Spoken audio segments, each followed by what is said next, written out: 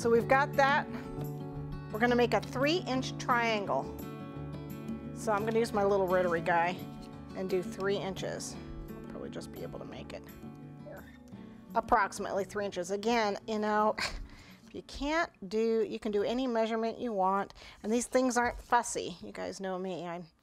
I'm not a exact kind of person with most of my stuff. And if you make an oopsie, it's not going to hurt you. It really isn't going to matter. There we go. Close enough.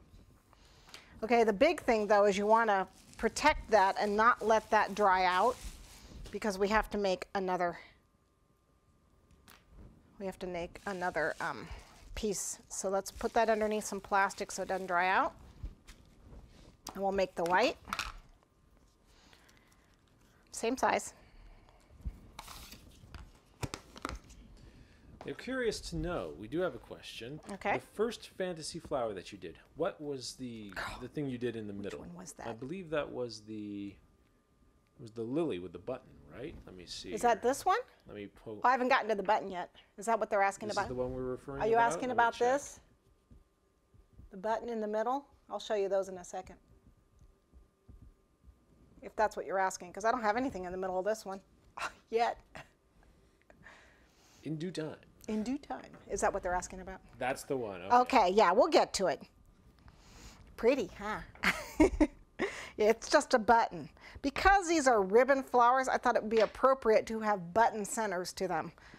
So I thought that made sense. You can just take a dot of, you know, sugar and put it in there, but, you know, they're fabric, so use buttons. So start scrounging for them. I'll show you that one in a minute, as soon as I'm done with these. I actually have one in the freezer right now, which is probably getting cracked. That's okay. Okay, now this is a little big, but that's okay. We don't need all that. Oops, well, that's good. Oh, this is what happens, it's stuck a little bit. Ah. See, it does happen to the professionals. Ah, it's stuck! That was too big, I didn't need that big anyway. I'll tell you what I'm gonna do, I'm just gonna roll it out. I'll roll it. It's a little sticking here, that's why I am using the cornstarch. Let's try and get this. There we go. Yes, it happens to all of us. Except I don't say, except I say different things when I'm at home. You could say those things here now. It might be the last time we ever do one of these things, but okay, so I'm just gonna lay this on here, and I'm gonna go ahead and cut it the same size.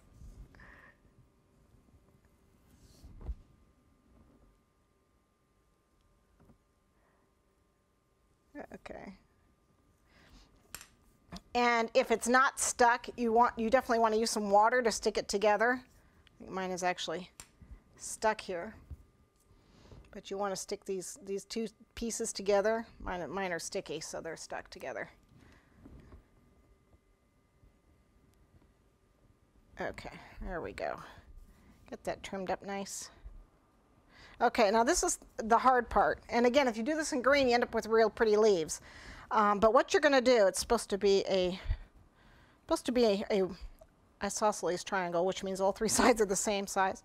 I think that's what that, no, it's an equilateral triangle. All 3 sides the same size is an equilateral. Okay, so what you're going to do is you want the white side facing you, unless you want it white tipped. But what you're going to do is just take this, and I use a toothpick to help me just roll this edge over. Let's see if I can get this with your finger. I have a real hard time with that. Just roll this edge over. And it's a little difficult. You only need 1 roll. Okay. Keep it nice and rounded. Okay, and then we want to do the same on this side. Roll that edge over.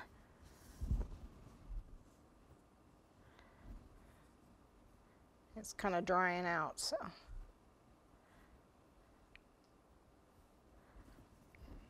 So I'm going to use the toothpick to help me curl that edge under. And the idea is to get a nice tight point down here. So I'm having the toothpick help me with that. Tuck it in. There we go.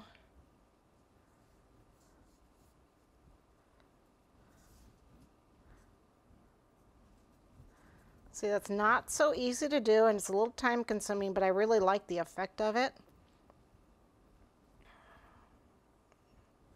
Just trying to get that toothpick to give that, there we go, get that tucked in. And then what you're going to do is you're going to take this and pleat this bottom part here, and I always start in the center and then press with my thumb and bring those edges toward the center like so, and pinch.